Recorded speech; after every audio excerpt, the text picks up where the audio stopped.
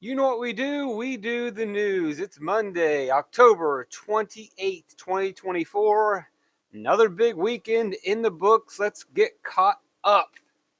There's your polymarket betting data, a little bit more accurate and predictive than your traditional polls. And as we've been saying for months, it's seemingly over.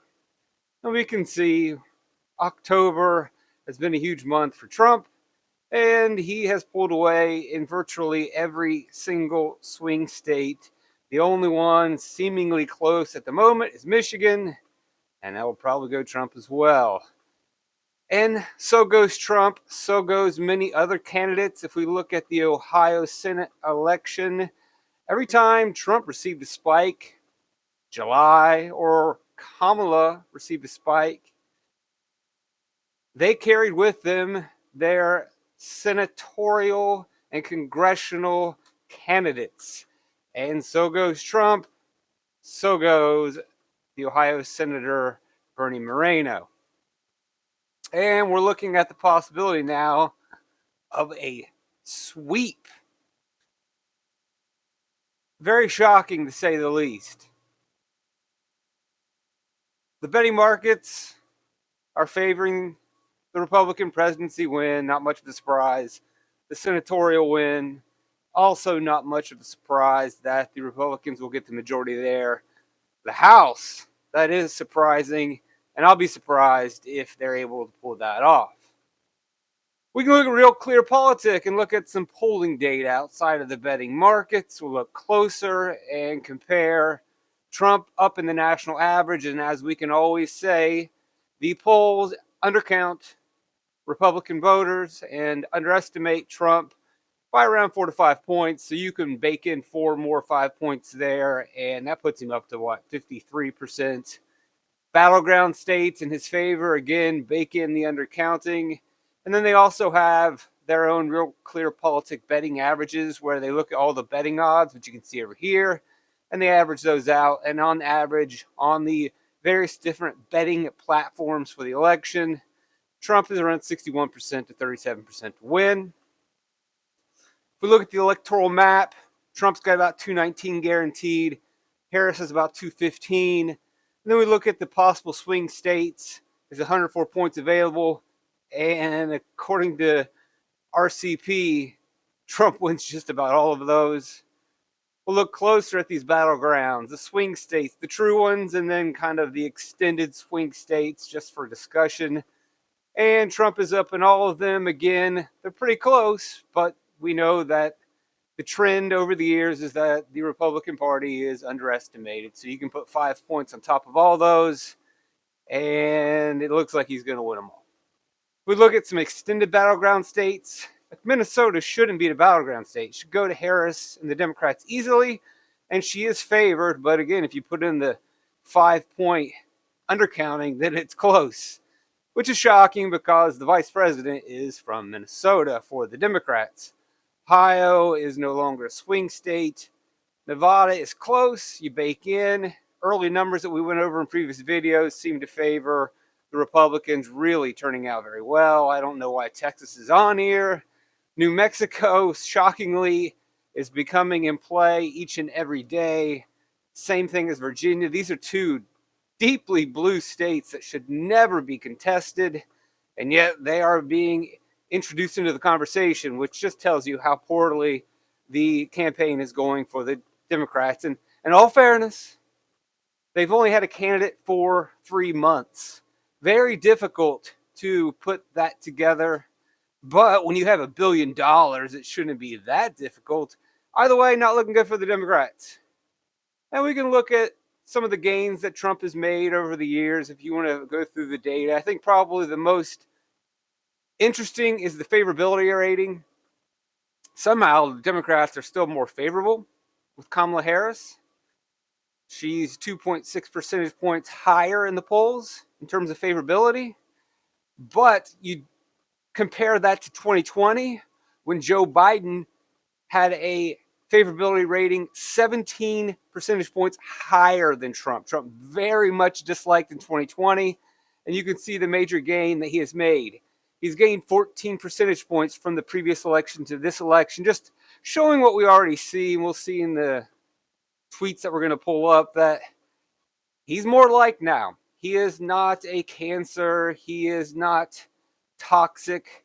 People are openly discussing their approval of him wearing the MAGA gear, and the general sentiment of the nation has changed. He is no longer viewed as Hitler or a threat to democracy, as the media has led or painted the image and still continues to try to present that image.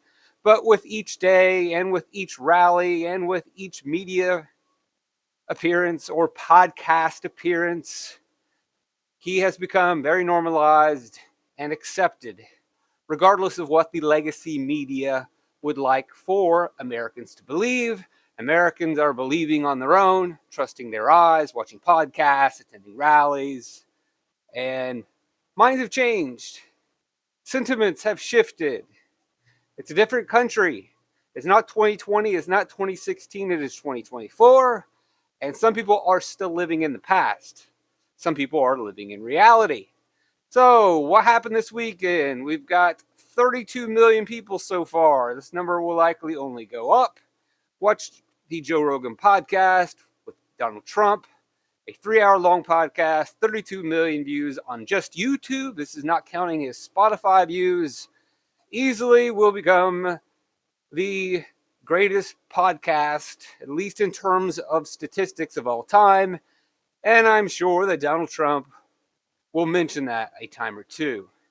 Probably the bigger takeaway outside of this podcast is that really, if there ever was a moment where we learned that legacy media or boomer media, and I don't mean that necessarily in a pejorative, it is what it is. It is old school style of news opinion. Not even old school, it's mainly opinion. It's not old school as in 1950s, 1960s, here are the facts. It's just that old TV format, MSNBC, Fox. They're dead, they're gone, they're buried. If there was ever a moment where we came to the realization that we are now consuming media via podcasts and social media, and they are much more powerful, they are much more informative, and they influence Gen X, Gen Z, millennials more, it's now. Legacy media, corporate media is going away. Goodbye. On to the next page of American history. And here are some of the tweets. Also, as if recording the most historic podcast ever wasn't enough for the weekend on Friday, on Sunday, Trump and all of his superstar allies sold out Madison Square Garden. Unbelievable. Not even that, it was packed outside as well. And well, many different speakers came on. Probably one of the more interesting was the appearance of Michael Harrio Harris, who served 33 years in prison for drug trafficking. He was a former founder of Death Row Records, really put hip-hop and rap on the scene. 33 years in prison, and Trump granted him clemency, and he was allowed out of prison, and he spoke for Donald Trump at this rally. Again, something probably we'd never thought of 4 years ago, 8 years ago, but again, just showing Donald Trump's rise amongst minority voters and with the Gen X, Millennial, Gen Z generation, his approval, as opposed to how he is viewed by boomers. What's Mark Halperin had to say this weekend? Again, Mark Halperin and the two-way TV app are the best and most honest trackers of this election cycle. Now, one thing I do want to interrupt here is that as we follow the election over the next week, and as we have been doing for weeks, we got to do a good job of not getting too soaked into this, because there's other news, there are other current events, there's a lot of things happening in the world that could get missed. And that's unfortunate, but we can't get too obsessed with the election. Anyway, Halpern, as he alluded to a couple weeks ago, said this might happen. And sure enough, his prediction is right. Trump's actually going to go campaign in New Mexico. And that is really unbelievable. And at first, it just seemed like kind of more of a stunt to say, look at me, I can even go to New Mexico. Now it actually looks like New Mexico is in play. Another tweet and a thing that Mark Halpern has been talking about of late is the worry and the fear, in which we have discussed in previous lesson videos, is the fear that a lot of America is still just not aware of these moments, not aware of this rising tide, not aware of the betting markets. If you only watch MSNBC, which many people do, I would argue that 40% of Democrat voters are just locked into that bubble, then they're not aware of Polymarket. Or if they are, they've been told, don't trust it. It's gambling. And they still think that, oh, well, the polls are close. And they still think that he is a threat to democracy or he is Hitler, and that everyone else agrees with them because everyone they talk to is in their bubble. And it's all confirmation bias. And his fear, and they're not watching the Joe Rogan podcast, his fear, and he has spoke about this several times, and I've discussed it here in the lessons, that there is a rude awakening coming. And we have not dealt with elections very well in the last couple cycles. 2020, obviously, you had January 6th. People did not respond well to the results. 2016, if you remember, on Inauguration Day, there were violent protests. Cars were set on fire. There was violence. And there was violence from 2016 to 2020. Antifa was consistently causing problems. Over the last 8 years, we have not responded well to elections. And his fear is that, again, we're going to have a bit of a breakdown. People are going to be shocked and surprised at the results, despite the fact that the evidence has been clear. If you were to get out of your information silo, if you switch the channel to Fox News, or Fox News switched the channel to MSNBC, or simply checking out social media or other sources of information, or just talking to different Americans and understanding the sentiment and the mood of the country and the feelings of your fellow Americans, then you would have a good idea of what's going on and what to expect and have an accurate prediction of November 6th when we get our results. Unfortunately, a lot of people aren't going to do that. And so there is going to be a day of reckoning, or maybe not a day of reckoning, but a day of breakdown. And so Halpern tweets, over breakfast at Penn State this morning. Trump was in Pennsylvania on Saturday speaking to mainly Gen Z at the University of Penn State University, which is interesting to see a young crowd of college students turning out for a presidential candidate. And this presidential candidate, anyway, over breakfast at Penn State this morning, I talked to a Pittsburgh area mental health professional who says her business has already started booming with new Democratic patients. There's a lot of ways to take this, but ultimately, it's not good. It is not good that there is going to be a mental health breakdown following the election. Really, the only way to prevent this would be if the media were to come out and explain exactly where the campaigns stand and look at the Polymarket numbers and brace people for the inevitable. So they're not shocked, so they're not depressed, so they don't worry so much. Maybe they disassociate with politics. Maybe they still have political views, but they put those on the back burner and live their lives, care for their families, care for their jobs and their communities, put those at the front of their lives. And as I sit here and hit you with politics. Anyway. And then last but not least, whether this is news or not, it is actually the news. The Washington Post, several years ago, made waves by adding a little piece of text to their newspaper. If you zoom in, they said the Washington Post, democracy dies in the darkness. They made sure they put that on each and every newspaper. Democracy dies in the darkness. And this was a clear response to Trump and their hatred of Trump and their accusations that he was a threat to democracy. Clear indictment of Donald Trump.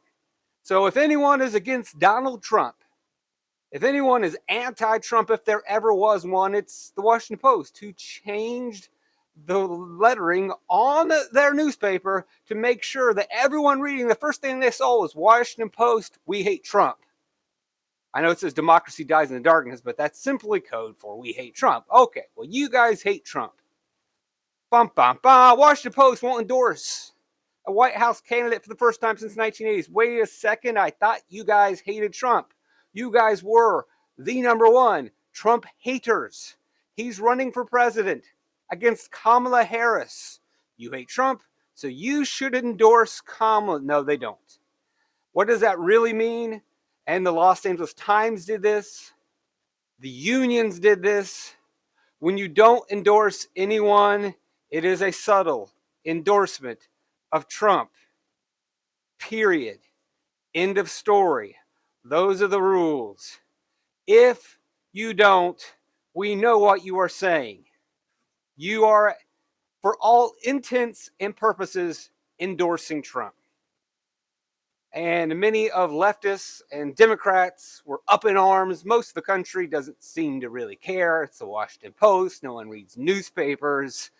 Old school media, legacy media types are just chewing this up, loving this, twisting their arms and hand wringing and upset. And how dare you, Washington Post?